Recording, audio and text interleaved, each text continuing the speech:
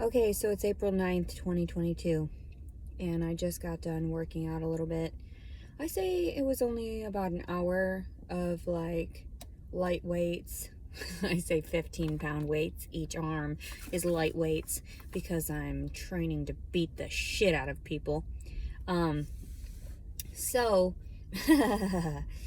I'm very disappointed because I keep going into all the Walmarts in different areas, and all of a sudden I can't find those delicious little, the Sombre brand little bagel chip ones with the lemony tasting guac. That's so tasty for like snacks on the go. That's how I've been able to maintain here and there with having cold foods, which I know we're not necessarily supposed to have a bunch of cold foods and processed foods that are already prepackaged, but they're so convenient because I'm a hobo. And also too, you know, being a transient like that, it's difficult to have good meals here and there, and plus it's depressing, I'm not gonna lie. So I mean, it's really difficult to sit there and, you know, when you have no friends, you don't want to make friends, because then if you make friends, that opens up a line of emotional communication that I'm just not prepared for. You know, I suffer so severely with post-traumatic stress and antisocial disorder that it's an avoidant personality. It's just, it's all tied together, and that's why people, after years of progressively getting to know me, you know, even in the town of Hot Springs, Arkansas, there are plenty of people that know me to be very reclusive, even to this day when I'm forced to have to be out in public, you know, and that's actually beneficial because it's combating like a lot of my fears. And cognitive behavioral therapy is really good for that, because, you know, facing those fears allows you to overcome them if you take it gradually. I used to have agoraphobia really bad, where I didn't leave my home, and that's why, you know, I just stayed around my house with my dogs and everything. It was more beneficial for me. I like these too because they're organic. They're really good. I love them, especially this one here, the Green Delight, because it's sweeter. So you know, one lady at one of the registers at the Walmarts, she was like, she was reading it and then like, you know, scanning it, and I was like, oh yeah, they're really good. I lost 150 pounds, and, you know, this is what you know, because I did in total lose 155 pounds. And then I gained a bunch now that it's about like 10-15 pounds again back because of the pregnancy. So I'm not necessarily down that anymore, the 150, and that's so discouraging for me because I was trying to make like a fitness journey story about it, and now I'm just like, this is just an entire story about my life. Fuck it. So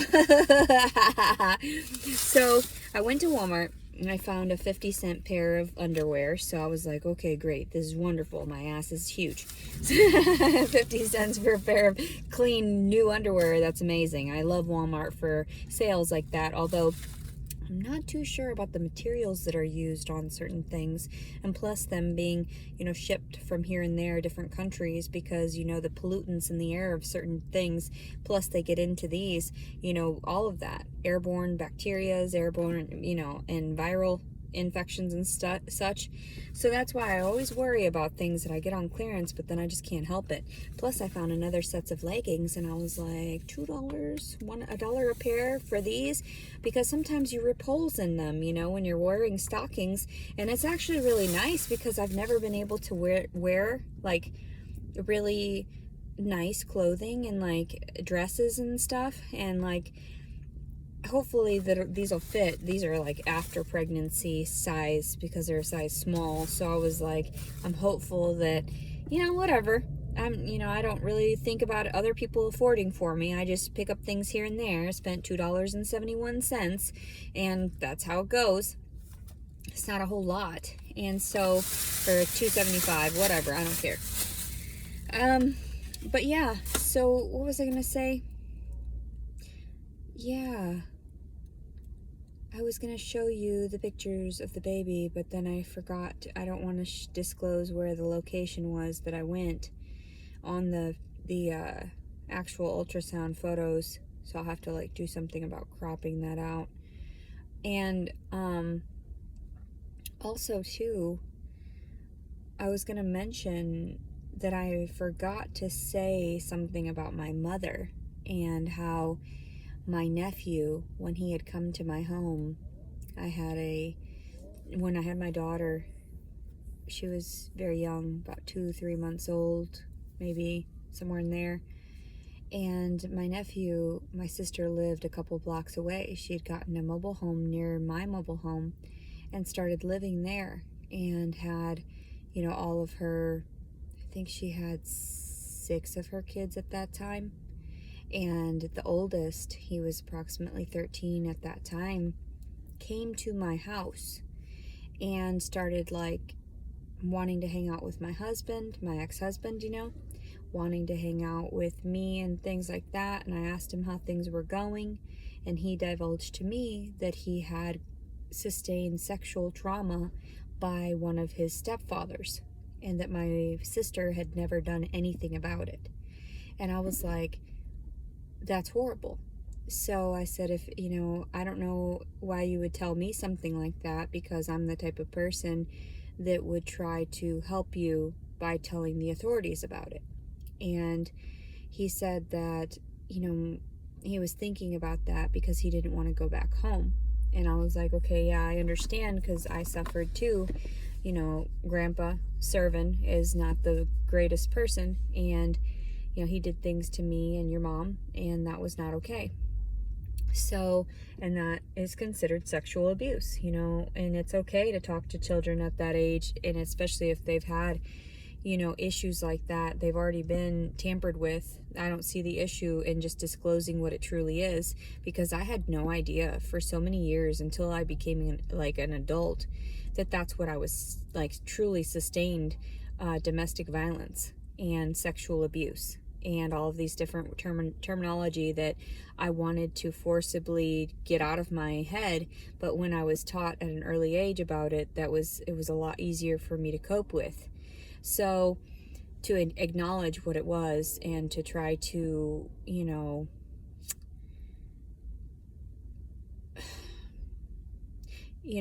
just work with it from that point on. So anyway, and get the therapy that they need. So he told me, he came back 3 days in a row and continually told me that he wanted to go ahead and tell people about it, that he wanted to open up and disclose it. And I said, yes, but, they may not put you back with your mother. They may, say that you're not able to go back with her. And also that, you can stay here for as long as everything is all right. But I'm not sure if this could be like a permanent home for you. And I had even shared with him that. I was very honest with him. At 13 years old, I figured he could handle it.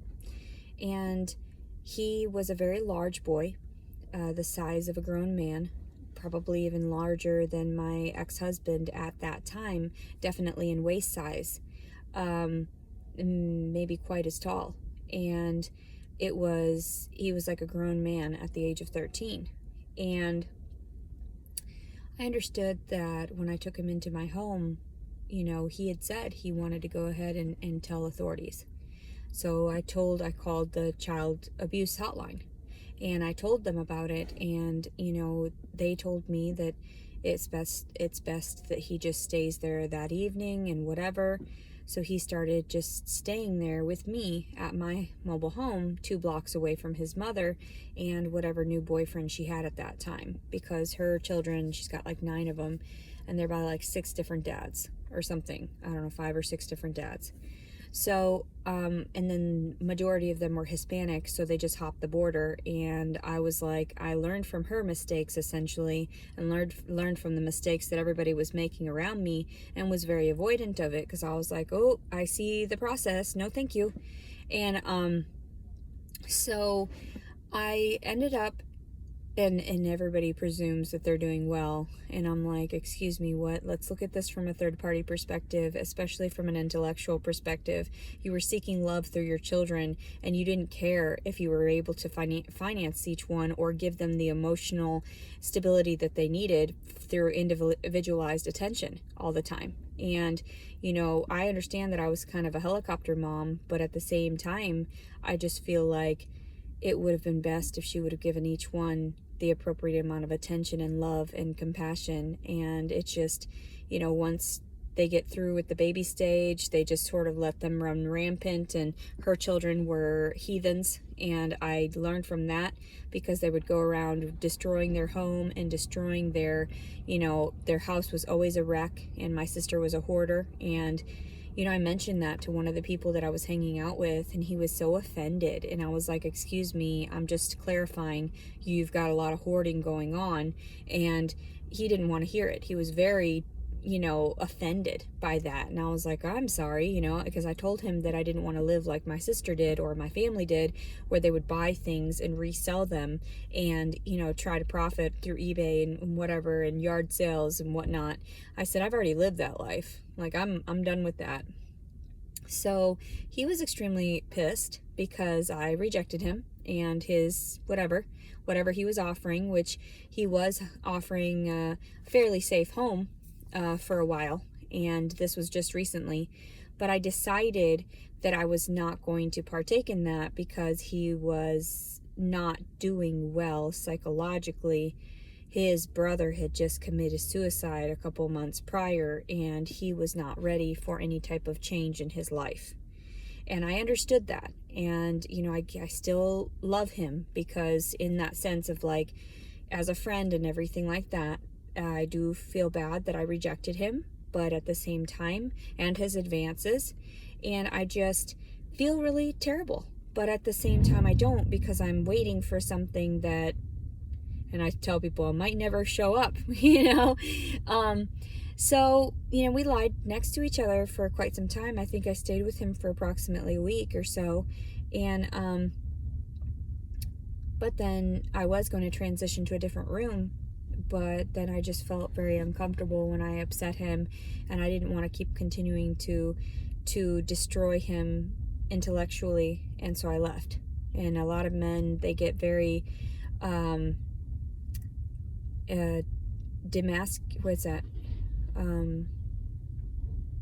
demasculate? No, that's not the word.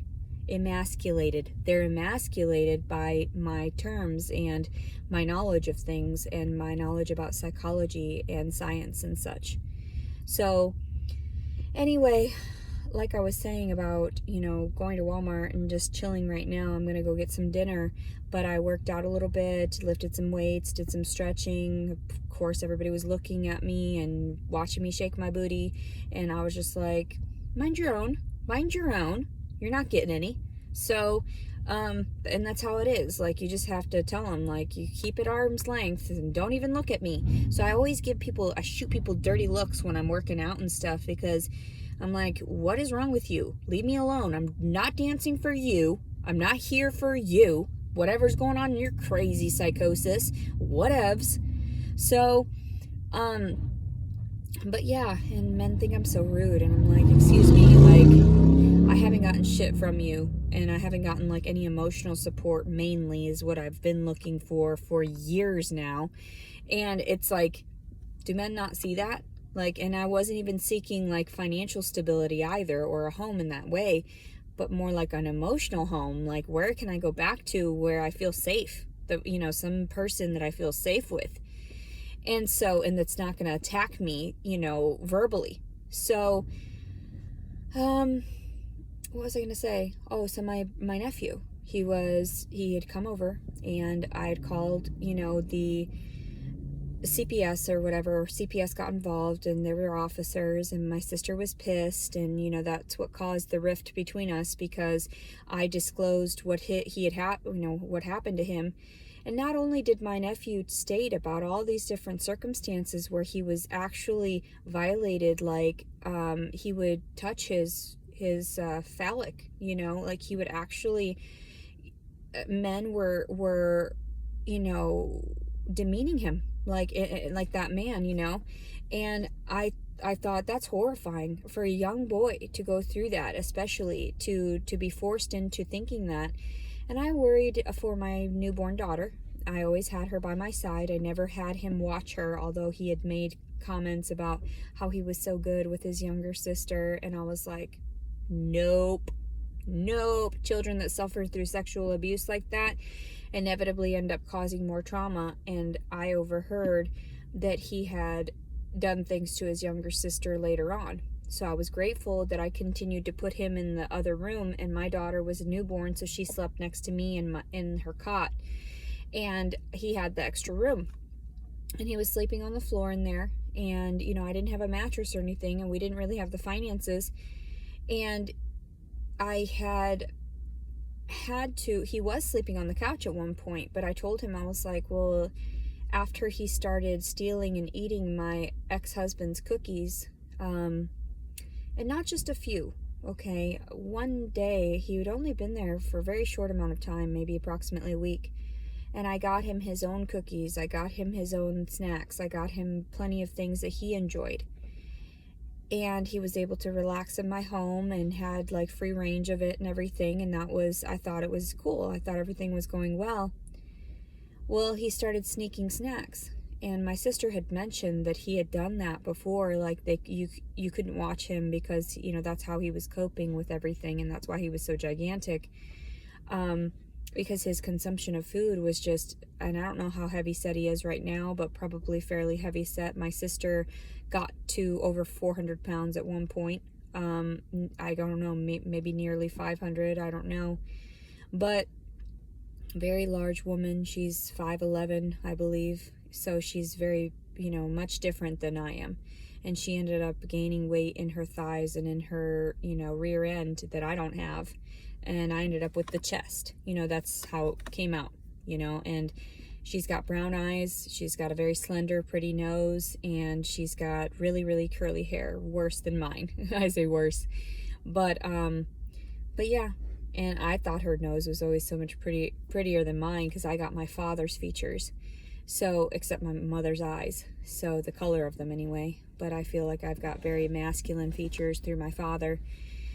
So, I found an entire box, which was approximately maybe like 6 packets. They were individualized packets so that I could place it in my ex-husband's lunchbox every day. And I would coupon for those items because they were like oatmeal style chocolate chip cookies. So I had made sure that my ex-husband was, he had the opportunity in his lunchbox to have a sweet, have his sandwich or whatever I'd packed for him, and, all these different sides, like, just making sure to take care of him. And I did it every day. So, and put his boots at the end of the bed and folded his clothes nicely so they were right there ready for him to get dressed for work, and cleaned up after him when he left everything everywhere. And I was always very attentive to him. But that's aside from the point. My nephew had eaten an entire box of these cookies and then hid them in the trash can outside. And he had done it overnight, so he was like in and out of the house, and I thought that was not good. Like, he was doing these shady things, and I told him specifically, I will get you what you want. Do not touch my ex-husband's things. And he did it anyway. And after so long, progressive, violations like that, I finally told him, I said, I'm going to have to lock you in your bedroom at night. And by locking him in the bedroom, all I did was, I said, I know if you're going to get out, because I'm going to place something against the door, which was like a couple pencils and stuff, or like little things. And I said, when you come out of the door, I said, and I gave him like a bucket to urinate in or whatever. And I gave him everything he needed overnight. I didn't stop him from necessarily using the restroom in the facilities, but he was becoming too out of hand. So I knew he couldn't leave his room, especially if I was sleeping, and even my daughter, I just couldn't trust him necessarily due to his mental state. So, and due to the fact that he was still lying to me. And so I would place things next to the door. And once he was going to therapy and everything, he had told them that he was being mistreated with me. And he had told them that I was locking him in his room and that I wasn't giving him the things that he needed and such, and that this and that. And I was like, I don't know what to say about that, because they confronted me about it. And I said, no, this is how it went down. My ex-husband is a witness to it. My ex-husband had had enough. He didn't want to partake in any of this nonsense and the craziness in my family. So I had finally told people, the CPS, I can't handle him anymore. Like, I can't let him stay with me. I don't know where we could place him. So he ended up going to a children's home in that same town. And when he was there, he had to bunk with other kids and whatever. He ended up having an actual suicide attempt where he wrapped his belt around his neck and tried to strangle himself, but somebody found him. So, or like dangle it off of something, and he was trying to kill himself. So they ended up bringing the mother back, my sister, back into his life. And inevitably she was pissed at me because I ended up getting like the courts involved, and they ended up, filing against her and whatever they needed to do. Cause I'm just saying, listen to the kid. And then when he started talking back about me and my circumstance, I was like, excuse me, buddy, I know how to parent, but you're out of hand. Like, and I don't want to get physically or verbally violent with you. So that's how it was. I was just trying to tell him and warn him, if you leave this room and start doing crazy stuff overnight during our bedtime, then I can't trust you in my home. So when he ended up going to the children's home, I know he was upset because I didn't come and visit him anymore. Like, I was over the circumstance. He had lied and lied and lied. My sister's children I love them, but you can't handle other people's kids like you can handle your own. And I didn't know what to do. She had already fucked him up in the head far enough, and I couldn't control him, or, you know what I mean? I had helped be around him and babysit him a few times growing up, and, changed his diapers and whatever when she ended up moving back in when I was still in high school. And so I had to take care of her crying babies while she sat there and slept on the couch. And, she didn't have anywhere else to go because the man that she got involved with, these stories, they're just amazing. I swear to Christ. She ran away when she was 17 years old. And she ran over to my uncle's house.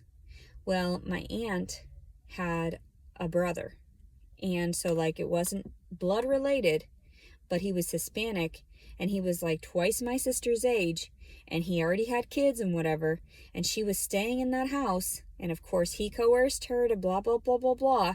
So they had 2 children together. And then when shit went crazy with them and they were, violent and whatever with each other, she came running back to my parents because, even though she sustained all that sexual trauma through my dad, she needed somebody to support her and her kids now.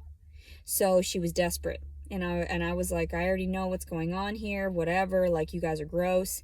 Like, I don't know if she was still sleeping with my father at that point when she was older, but, I knew that she was sleeping with him all throughout my childhood, and that was weird, because they would go and lock themselves in the garage for many hours, just the 2 of them. My mother knew about it. She had been growing older and older and older, and throughout the years, I was traumatized. All these different instances when I would wake up, go to the restroom, find the light on in the restroom, or not the restroom, find the light on in my sister's bedroom that was right next to the bathroom. And my father was not in bed. So I knew that they were doing weird stuff in the room. And it just made me sick because, it was like, it was horrifying, like a concubine or, whatever that is, or, like, what is that called? That one show that was about the handmaids. That's what it reminded me of. And I was like, bro, like, that's your offspring. That's disgusting. And then I was molested, like, always fondled and stuff, always fucked with. Every time I walk past, that's why I'm always flinching at people sometimes. And, like, I don't mean to, because it's like, it's I'm like, like, do you want to fight? Like, fuck you, like, just jumping and shit. So anyway, my sister's kid, he had told me too throughout all this. After, she got him back, whatever, I don't care. Like, whatever. I mean, I do care, but I don't. Whatever. It's their lives. It's their drama. It's their family issues. Whatevs. But, and then they don't talk about it either because he didn't get enough therapy and whatever. He just ran back to his mom because he wasn't comfortable in getting all the things that he wanted, which was like donuts and sweets and whatever, and I don't know, food. Some people are just really food driven, and I don't know what that's about. But, I mean, I do, but I don't. I mean, I love food. I do. I can't stop eating. But he had informed me, too, that my mother had made advances toward him a few times as well. My mother, his blood-related grandmother. And he said that he felt really weird because one time she sat in his lap and started, like, touching down there. Like, she made advances toward his middle area. And this is by the time, like, he was 13 years old, like I stated. So he looked like a grown man. And I was sickened, completely sickened. I didn't want my mother around my child, but at that time she's so emotionally manipulative that she convinced me to be around me for just a little while. And I have a few photos of her feeding my daughter some of the organic baby food. And when I had my back turned like that day, and my daughter was only approximately 6 months old at that time, my mother had given my daughter some melted chocolate.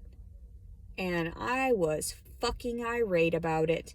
I was like, you are not going to put, all these additives in the chocolate and whatever, because it was like Hershey's or whatnot. And I was like, no. And I even made my daughter's smash cake out of like wheat germ and sweet potato and bananas. And I think even egg at that time, organic egg. And my breast milk. And everyone thought I was insane. Like, they thought I was overdoing it. And I was like, wait, I'm just trying to give her a good life. I'm, trying my best through all of this, like, so that she doesn't end up like I did, all messed up. And so nobody saw it in that perspective, though. They went ahead and they gave her straight to a man that thinks that McDonald's is great nutrition. And that, I was so pissed when she would come home with french fries and shit. So pissed. And he said to me one day when he had her after we were separating and everything, and I said, well, how did she do today? Like, how was she? Like, what did she? And he said, oh, she said, my tummy hurts. Or my stomach hurts.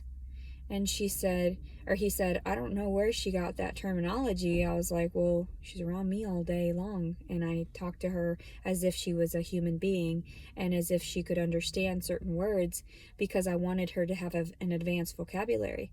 So, I didn't get to hear her talk very much. We were always like silent. I talked to her. She was, very quiet and passive with me. There was no fighting or anything like that. No bickering, no tantrums, no screaming. And she and I had lovely days together. And I thought it would never end, and then she started going to daycare, and that felt like my heart was being destroyed because I was going through all this with her, grandparents and whatever when they physically assaulted me. And then there was the separation that happened between the family, the rift and everything. And my ex-husband got even more distant with me because I knew that he chose their side over mine because the authorities didn't see me as the victim. So the authorities really did a number on me by not putting the perpetrators that assaulted me in jail because I was overweight then. Because I wasn't even on pharmaceuticals. I was on hydrocodone from the dentist. So they presumed that I was fucking irately violent. But no, hydrocodone doesn't make me do that. I'm verbally aggressive. I mean, yes, you can get physically violent, but I didn't. I was just being honest, too honest, brutally honest. And I had been on hydrocodone for a short time too, and they kept prescribing it to me. And that's not the type of temperament I have on hydrocodone. I'm just very relaxed and chill, and like that's how it is. So, but yeah. So I don't prefer them though. Believe me, I went through my state of like addiction when I would take like 2 milligrams a day or whatever, and crazy like that, and it was like, it was not good for me. I was like looking for that little bump of relaxation, and now I just smoke weed, and I'm like, yes, that does help majority of it, all of my ailments. And you know, people are surprised that I lost so much weight on it. Don't you have the munchies? Of course I do. And that helped me, because I was like putting food into my digestive tract, and forcing out all the toxins through switching my diet to a healthy diet. So I would, like I told the cashier, I said, yeah, when I want nutrients quickly, I like to get the cold pressed juices, and this is a great way when you're on your way to just grab that stuff. Yeah.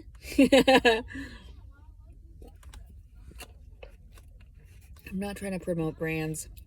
I'm just trying to show you what I like and what's healthy for us in that way of, yeah, it is processed. I get that. There could always be a contaminant here and there.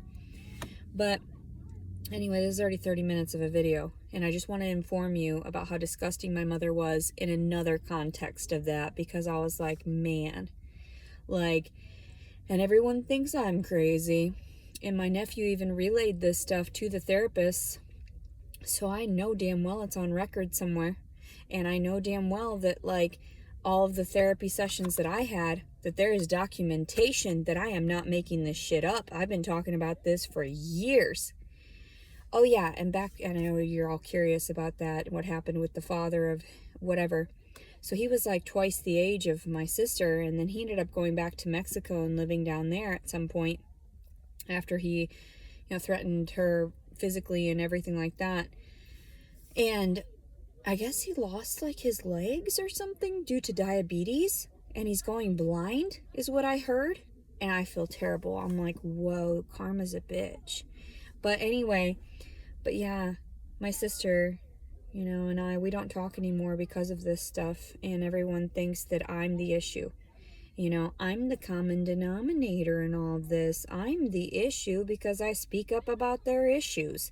I speak up about all these other people's issues, and I'm like, please don't fuck with me. I've already been fucked with enough in my goddamn life, believe me. So, and it's like, man, I've seen some shit, and I've heard some shit. And what was I going to relay? Oh, okay, good. Something on a good note, and I know this is taking a minute. Jesus Christ. I was sitting there, I told you I jumped off, and I went and pet that dog. Well, it was a little Shih Tzu. And the woman, she was so nice to me. She said, oh, he bites. And I was like, well, can I at least talk to him? And she was like, sure, you can try. So I got down on his level, and of course he was upset at first. And then she stood over top of me, and that made it worse, because it was like, okay, the owner, he got more aggressive. She got down on my level, squatted down. She was an older woman in her mid-60s, lovely lady, had told me, or she was explaining it to me. I said, oh, well, I've trained dogs before. And I said, I know that I have to, wait for him to come to me and stuff. And he did. He was sniffing me. And at first he was a little bit aggravated. And she's like, yeah, he bites. I've gone through so many groomers because he's a nipper. And I was like, oh, and she's like, well, when I first met him, he bit me. And I was like, oh, I love bite. But in actuality, I knew it was a bad one. And she's like, oh, no, it was terrible. But it was sort of like that connection between the two of them, where he had, because even at mid-60s, she didn't really know how to communicate with her dog. And it was so adorable because he was pulling on her in the leash, and she was just like, come on, telling him his name, come on, kind of dragging him. And I was just like, you've got to go over and tell them, like, you got to pick them up as well and say, like, it's time to go. Like, it's time. Let's get going. And she didn't mind picking him up because he was smaller. And I told her about my poodles, and I told her how I had raised poodles, and I started petting him, and she was shocked, and I started like loving on him because he started loving on me. And I was like, oh, you're just such a sweetie. And then we started talking, and I said about, I had groomed her prior, and that, oh my God, this lady is driving with the fucking toddler in her lap. I hope they're just moving spots because that is illegal. Whoa. There's a passenger holding a toddler, and I'm driving away from a Walmart right now. Like, oh, and you say that I'm the perpetrator with shit. What the fuck do I see? And she's got cute little ponytails in her hair. I'm horrified. The things I see in here, I swear to God. And it was like a nice fancy car too. It was like, you know, people that've got decent amount of money that need a ticket. That is not okay. Like, I'm sure that's on the fucking cameras at the goddamn Walmart that I'm sitting at right now, and I know they've got my fucking tracking shit going. So, like, whatever. And you say I'm the crazy. I can call you out some crazy. Here you go. There's some money for your judicial systems right here. And then it's just like, please stop taking from me. I don't have any money. So, anyway, I don't need excess tickets and weird stuff. What? Harassing communications. What the fuck? So, freedom of speech. No. I'm dramatic. I can't help it. So, anyway, I was saying about the woman. She was so nice, and she asked me, she said, you know, I just moved here from Texas area. My husband passed away. I was like, oh, I'm so sorry. You know, and I was like, and I know she was so lonely, and she asked me for my phone number. And I was like, okay, you know, but I'm not really staying in this area. I'm just sort of traveling through. And she was like, well, maybe you'll stay, or like maybe. And I said, she asked me about the tearing up in his eyes. And she said, is that possibly allergies? I said that, and also irritants from the hair and any mucus growing here. So I said, if you wipe his eyes, you know, daily and make sure that they're clean, and they also make light eye drops for dogs that you can pick up at any pet store. And I said, if you get any, you know, irritants, if he's got allergies and whatnot, that will help you to combat that. And I said also too, to trim up the hairs around that area, because they become long enough to where they get into the eye. And she said yes, when he went into the shelter, and he was a rescue, that's why he was a nipper, that he had one eye that was just matted and covered. And then I saw he had a cataract in that eye. And I was like, oh, that poor baby. Like, and as my poodle got older, she got cataracts. And one of the vets told me she wasn't going to go blind, but she did, because it was my lack of care, I guess, because I didn't floss her teeth enough. It's so true. You have to make sure that your pets have the good dental care too. And I've lived and learned, and I feel so terrible that Canella did not have the best and most lavish life, although she had all the treats, and you know, I helped her. I got her the greenies and everything, but that was actually, those have been recalled before. So then I realized it was my fault for not taking the time to brush everybody's teeth all the time. And I did every once in a while, but not enough. I was not a good mother in that way. It's sort of an admittance to it that I'm just like, I understand I got them their shots and everything, but I'm still disappointed in myself. So anyway, and I shouldn't be, because most people don't even think about this stuff, you know, and the average human doesn't think of it. But I was 15 when I started my first job at a pet store. And then I went ahead and I had another job at Petco for some time, and they taught me how to deal with things and certain brands and, you know, differences in natural, holistic, and, you know, organic stuff. So, and diets for your pets. So, anyway, I gave her that information, and then she got my number, and then I was about to leave that location because I went and got that shake. And you know, I didn't have any water in the front seat, any bottles of water. Which reminds me, I was supposed to pick up water right now, so it's a good thing I'm sitting here. Jeez Louise. Because if I don't have water, I get cranky and I get thirsty and all this stuff, and I get dehydrated and I can't think. So, okay. I ended up, what was I going to say? I was getting a bottle of water out of my trunk.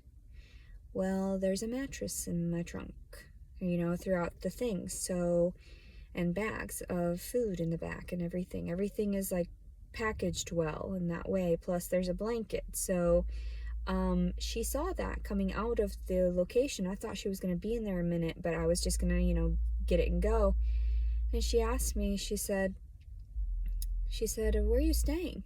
And I said, oh, you know, just in the area here and there. And I don't try to divulge too much to people because it's very hard to hear my story. And I said, well, you know, she said that that she lived nearby. She said, I live in a very small place, you know, only 600 square feet. Otherwise, I would invite you over and you could stay with me. And I said, well, you're very kind. And, she, you know, I told her I was pregnant and that I was having a boy. And then she ended up saying, you know, well, where's the father of the baby? She said, and I don't mean to be nosy.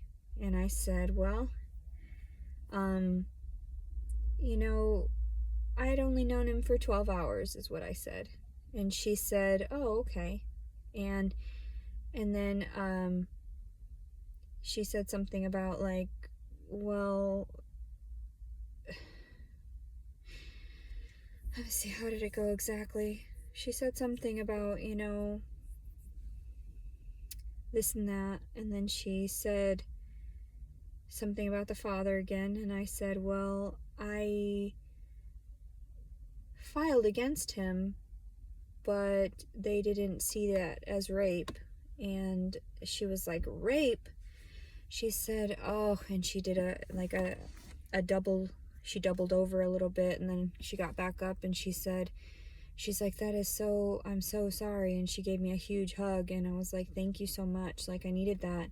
And she said, I've been raped twice in my life, and also too, and she was in her mid-60s, she said, and also too, I was gang raped once. And she said, and we weren't allowed to talk about it because in the 70s, that's something you just don't talk about. And I said, yes, because of shame, you know.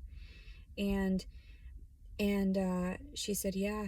And I said, well, the worst part is that they turned it around on me, and now they said that I falsified the rape report. And then she was like, what? And then I told her too, like, we were still talking and chatting, and inevitably I said, you know, like, there's a warrant out for my arrest due to the falsified rape report. And she was just horrified because I told her, you know, and I said, well, I think it's something to do with him being in the military. And although the detective said we don't see it in that way, we see everyone as an individual and blah blah blah, or in that, you know, like, it has nothing to do with what his profession was or is. And I was like, yeah, okay. And she said, it's, and she immediately, when people hear that, they're like, oh, like they don't want to get him in trouble. And I was like, yeah, that's exactly what it is, nepotism.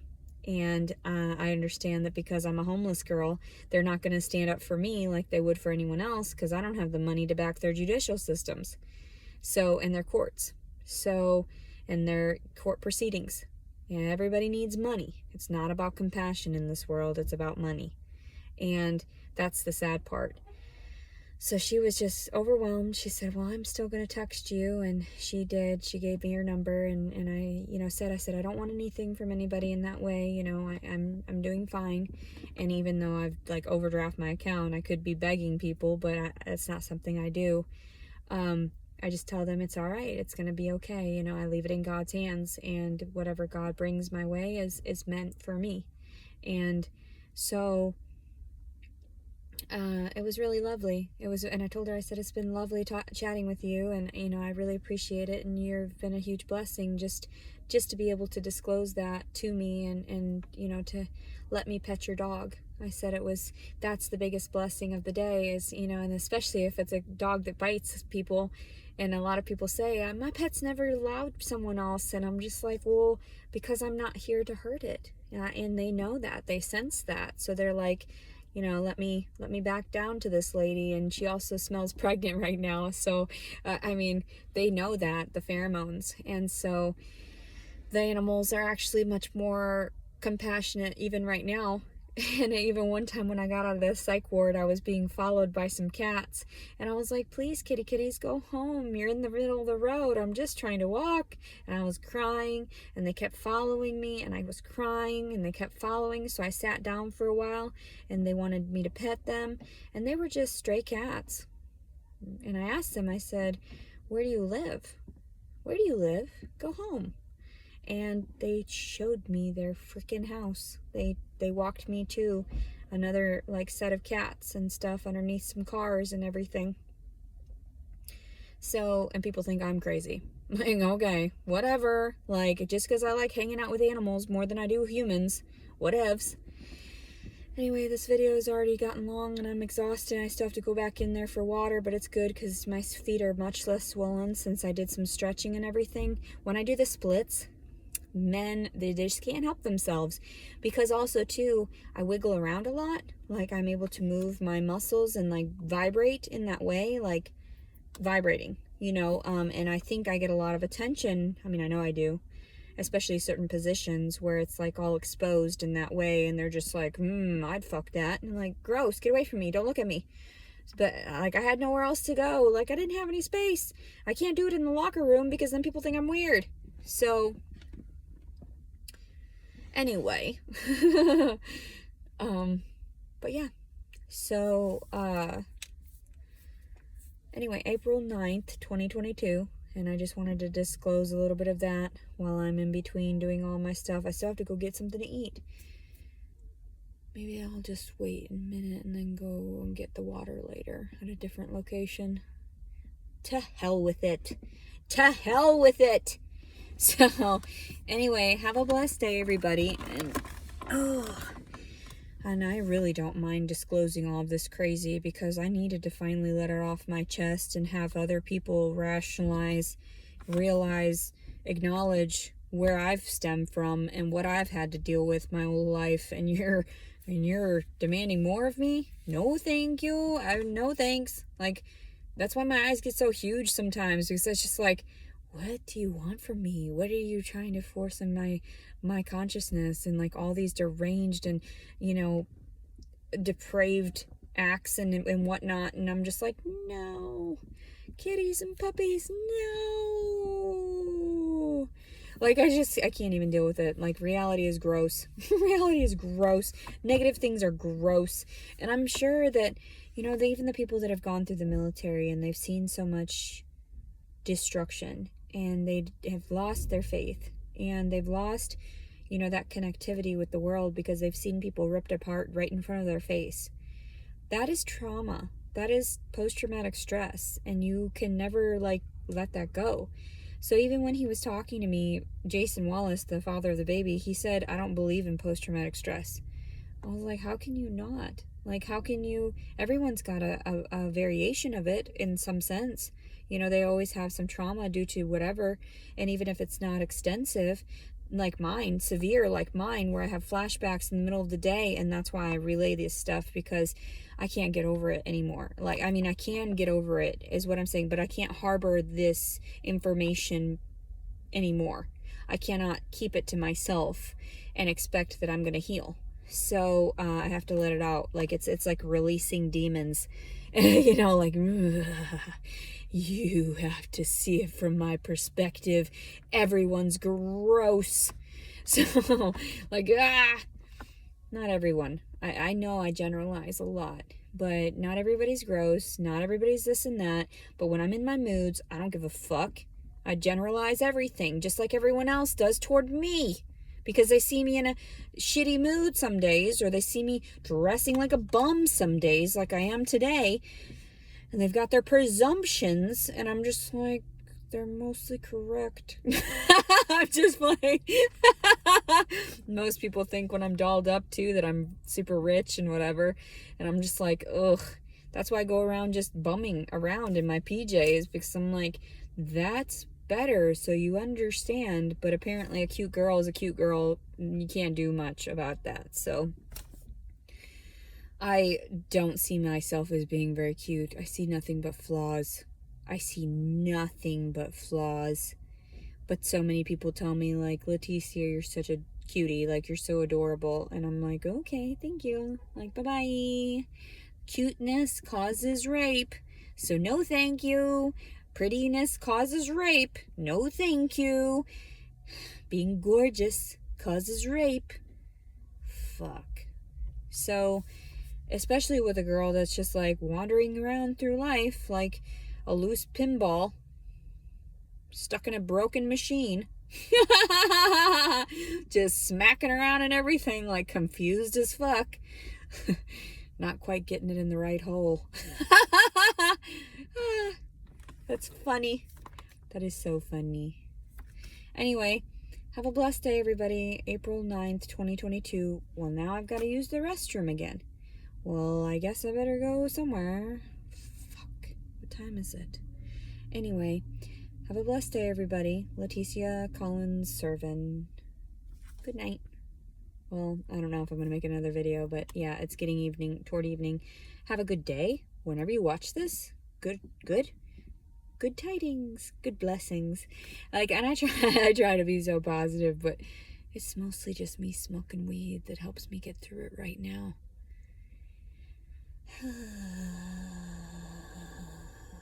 And I've always had a good disposition, even through all this and all the transitions of different medications. So that's crazy. Like, I'm not that crazy. I mean, I am, but I'm not. Okay, good night. Bye-bye.